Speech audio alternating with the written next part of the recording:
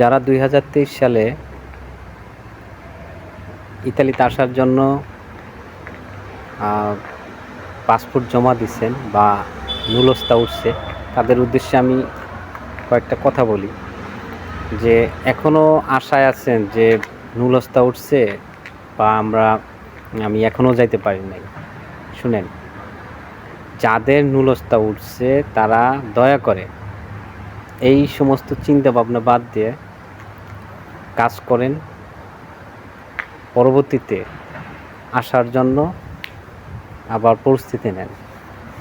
তো দালালরে যদি টাকা দিয়ে থাকেন, সেই টাকাগুলো উঠান, আপনাদের ভালোর জন্য বলতেছে, সেই টাকাগুলো উঠাইয়া তারপরে যে কোনো কাজ বা ব্যবসা করেন বা যাই করেন বা অন্য কোথাও জমা দেন।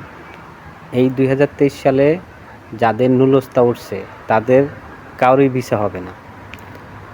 আপনি এগুলা দেখেন, যদি এম্বাসিতে জমা থাকে জমা পর্যন্তই, কিন্তু এই কাগজগুলা রিজেক্ট করে দিছে, ইতালি থেকে রিজেক্ট করে দিছে এই ভিসাগুলা, এটি আর কখনো হবে না।